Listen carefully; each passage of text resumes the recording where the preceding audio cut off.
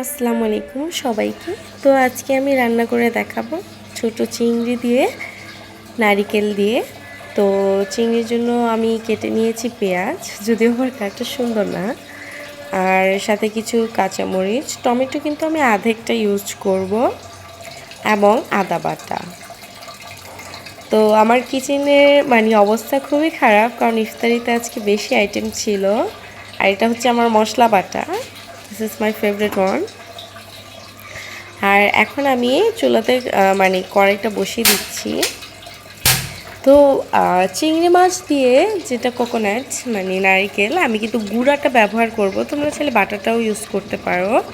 তো চিংড়ির সাথে কিছুটা লবণ মেখে 2 মিনিট রেখে দিতে হয়। তো আমার কড়াই গরম হতে ভালোই টাইম লেগেছিল, তো রেখে দিয়েছি আমি 2 মিনিট। আর আমি খুবই অল্প তেল ইউজ করব, কারণ বেশি তেল হাইজিনিক না এই রমজান মাসে। তো দেখতে পাচ্ছি আমি এই চামচগুলো দিয়ে দিলাম, এবং এটাকে কিন্তু আমি পুরোপুরি রান্না করব না, এটাকে জাস্ট হাফ কোনো রকম আর কি রান্না করব। তো আগে আমি এটা দিয়ে উঠিয়ে নিচ্ছি যেন তেলগুলো নিচেই থেকে যায় চিংড়িগুলো। এবার আমি পেঁয়াজগুলো দিয়ে দিচ্ছি। পেঁয়াজগুলো কিন্তু একদম বাদামি হওয়া পর্যন্ত ভাজতে হবে। তো এখানে আমি একটু ফাস্ট করে দিয়েছি, কারণ পেঁয়াজ ভাজতে আমার টাইম লেগে গিয়েছিল আমার। তো দেখো এখানে হয়ে গেছে, এবং আদা গুঁড়াটা কিন্তু বেশি হয়ে গিয়েছিল, আমি আধেকটা ইউজ করব, কারণ চিংড়িতে বেশি আদা রসুন বাটাটা যদি ইউজ করো তাহলে তোমার চিংড়ি মাছের যে একটা ঘ্রাণ আছে বা একটা স্বাদ, সেটা চলে যাবে। তো যতটা সম্ভব কম ইউজ করবা।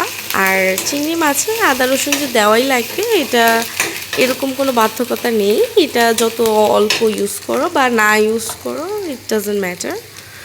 সো আমি এখন এটাতে হালকা একটু পানি ইউজ করতেছি, অল্প। আমি কিন্তু পানি মেপে ইউজ করি না, আমি জাস্ট চোখের আন্দাজে ইউজ করি, কারণ আমি দেখেছি মেপে ইউজ করলে বেশি কম হয়, বাট চোখের আন্দাজে ইউজ করলে পারফেক্ট হয়। তো দেখো এটাকে আমি এখন ভালোভাবে কষাচ্ছি। আদা রসুনটা যখনই যে কোনো পদেই বা তরকারিতেই দাও না কেন, আদা রসুনটা ভালোভাবে কষাবে, কারণ আদা রসুনের একটা স্মেল থাকে, ওইটা রান্নার স্বাদটা কিন্তু নষ্ট করে দেয়। তো কষাইলে আর এই নারকেল গুঁড়োটা আমি জাস্ট 2 চামচ ইউজ করব। আমি আগে বলে রাখলাম, তার কারণ হচ্ছে আমি দেওয়ার সময় ভিডিও করতে ভুলে গেছি, আমার ক্যামেরা অফ ছিল, তো হাতে নিয়ে আমি ভিডিওটা করতেছিলাম। তো খুব, আর মশলা যেহেতু আমি কম ইউজ করব, দেখো হাফ স্পুন হলুদ গুঁড়ো অ্যান্ড হাফ স্পুন আমি মরিচের গুঁড়ো দিচ্ছি, এবং আমি হাফ স্পুন থেকেও কম ইউজ করতেছি জিরার গুঁড়াটা, যেহেতু জিরার গুঁড়োটা জাস্ট আমি টেস্টের জন্য দিলাম, নারকেল দিয়েছি তাই জিরার গুঁড়াটা দিয়েছি, আর আদারওয়াইজ আমি দিতাম না। তো এগুলোকে ভালোভাবে কষাতে হবে, যতক্ষণ না পানি ছেড়ে দেয়, তেলটা উপরে ভেসে উঠবে। তো দেখো এবার লেগে লেগে আসতেছে, আমি পানি দিয়ে দিয়েছি কিন্তু। এবার এটাতে আমি কিছুটা টমেটো দিব, হাফ টমেটো দিয়ে সেমভাবে নাড়াচাড়া করতে হবে, পানিটা পুরো শুকিয়ে যেতে হবে।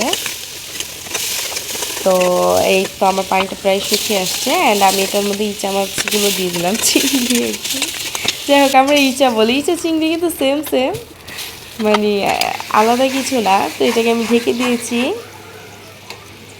এবং এটা এই যে ঢেকে দেওয়ার পর কিছুটা হয়ে আসছে। এখন আমি এই যে কাঁচামরিচগুলো দিয়ে দিব। কাঁচামরিচগুলো আমি যতটা পারি শেষের দিকে দিই, যখন দিলে সেদ্ধ হয়ে যাবে, এরকম একটা গ্রান্টি থাকে, আমি দিয়ে দিই। কারণ কাঁচামরিচের শেষের যে ঘ্রাণটা, ওই ঘ্রাণটা আমার ভালো লাগে। অ্যান্ড আমি দেখি শেষে যে তরকারিতে আমি কাঁচামরিচ দিই এবং ধনেপাতা দিয়ে নামাই, ওই তরকারিগুলো আমার হাজব্যান্ড বেশি পছন্দ করে। বাট চিংড়ি মাছে ধনেপাতা দেওয়ার কোনো দরকার নেই। অ্যান্ড এই যে এখান থেকে আমি চামচ নিচ্ছি, এটাতে করে আমি এখন নারকেলের গুঁড়োটা দিয়ে দিব। আমার ক্যামেরাটা অফ ছিল, এই যে হাইকো, আমি এটা এটা ইউজ করা খুবই খুবই খুবই খুবই খুবই সহজ। তো এই যে আমি 2 চামচ দিয়েছি, যেহেতু নারকেলটা তোমার ফ্রোজেন ছিল, তো সেই কারণে পানিটা শুকিয়ে গেছে, তো আরেকবার পানি দিতে হবে। এই যে আমি হালকা করে পানি দিলাম, তো দেখলাম যে না হচ্ছে না, তারপর একটু দিয়েছি, আমি অল্প একটু দিয়েছি, ঠিক আছে। তো এই যে এটাকে নেড়ে দিচ্ছি, এবার এটাকে ঢেকে দেব আমি। এটা রান্নাটা খুবই খুবই খুবই সহজ, অ্যান্ড এটা যেন একটু ভালোভাবে হয় আমি জালটাও কমিয়ে দিয়েছি। আর এবার আমি কিছুটা দুধ দিব, যে যতই হোক এটা হচ্ছে আমার মানে ফ্রোজেন করা নারিকেল, তো ঘ্রাণটা ঠিকমতো পাবো কি না আই এম নট শিওর, তাই আমি একটু দুধ দিয়ে দিচ্ছি। নর্মালি এটা যদি তোমার টাটকা নারিকেলটা হয়, যেমন তুমি মাত্র এটাকে গ্রাইন্ড করছো, তাহলে দুধটা দেওয়ার দরকার নেই, তুমি চাইলে এটাকে স্কিপ করতে পারো। বাট মানে আমার মনে হয় যে ভালো যদি এটা গুঁড়ো হয়, যদিও আমি বেশি ভালো রান্না পারি না, বাট ওই দিন অ্যাকচুয়ালি এটা আমার খুব মজা হয়েছে, চিংড়ি মাছটা খুব মজা হয়েছে। মানে আমার হাজব্যান্ডও 2-3 বার করে নিয়ে খেয়েছে। তো আমার হাজব্যান্ড যেটা 2 বার নিয়ে খাবে ওইটা ডেফিনেটলি ওটা টেস্ট হয়েছে, আর যদি মজা না হয় ওই একবার যতটুকু নিয়েছে অতটুকুই খাবে, বাট কিছু বলবে না। এটা খুব ভালো একটা বিষয়, ওই বলে না। তো এই যে দেখো এটাকে আমি মানে দলা যেন না পাকিয়ে যায়, এর জন্য আমি আস্তে আস্তে আস্তে আস্তে নাড়া দিয়ে এই যে দুধটা পুরোটাই মিশিয়ে দিয়ে এবার এটাকে ঢেকে দিব। অ্যান্ড ঢেকে দিয়ে আমি এটাকে কিছুক্ষণ রেস্টে রেখে দিব, এটা নিজে নিজে হোক, তাহলে স্মেলটা ভালো আসবে। রান্নার সবচেয়ে বেশি হচ্ছে যেটা দেখতে ভালো প্লাস স্মেলটা ভালো, ওইটা খেতে অবশ্যই অবশ্যই টেস্ট হবে। এই যে এটাকে কিন্তু আমি প্রায় অনেকক্ষণ রেখেছিলাম, 3 থেকে 4 মিনিটের মতো রেখেছি, তো পানিটা শুকায়নি। তো এখন দেখা যাচ্ছে বেশি শুকাইতে গেলে আমার স্মেলটা নষ্ট হয়ে যাবে, তো আমি জালটা বাড়িয়ে দিয়ে এটাকে মানে একটু শুকনো করে নিব। আর স্বাদ অনুযায়ী লবণের মাপটা বলবো না, কেউ লবণ বেশি খায় কেউ কম খায়, এটা একটু একটু করে দিয়ে দিয়ে একটু একটু ওই যে খুনচুন বা খুন্তি বলো, এটা দিয়ে একটু একটু ঝোল উঠে টেস্ট করে দেখলেই হয়ে যায়, আর বাকিটা চোখের মাপ।